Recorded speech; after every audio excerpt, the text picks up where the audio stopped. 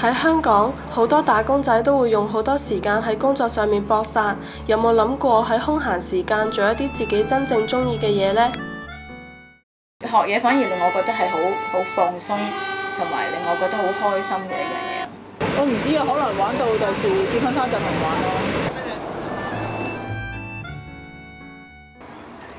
太子啊！媛子係一個日文老師，上堂時間密密麻麻。カルちゃんは連休があるから、じゃあ何かしますか？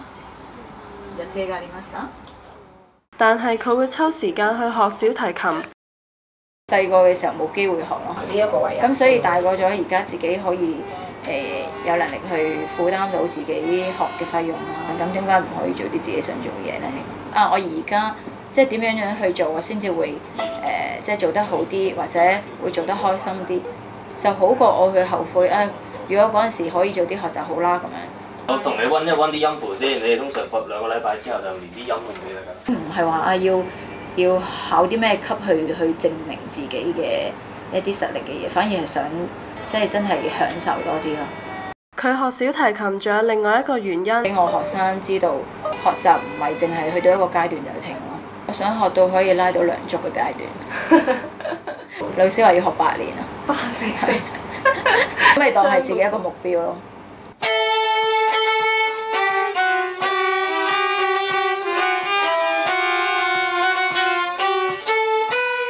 阿 Cat 喺投資銀行做嘢，爬咗龍舟11年，一個禮拜會抽3日時間去練習。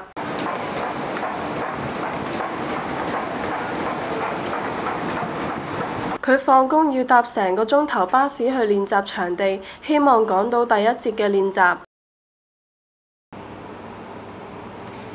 自己都唔知，即係呢個運動又好辛苦，但係嗰班隊友大家就即係由隊友變咗做朋友咯，即係有一班人有共同目標、共同興趣。呢一日，阿 Cat 所屬嘅龍舟隊參加比賽。混合賽我哋梗係希望第一啦！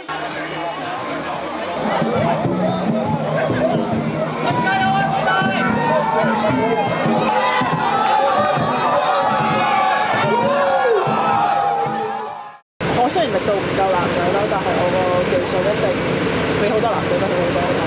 有幾重要啊？暫時都係我生命一個好重要嘅部分咯，我生活嘅一部分咯。到底學小提琴同爬龍舟對佢哋嚟講有幾重要呢？有時去做下多啲活動，你會投入咗喺裏邊，你會暫時可以記得咗，或者有時可能清晰嘅頭腦咯。係精神上嘅進修都需要咯，咁咪發展下興趣咁樣，睇下自己有冇方面嘅前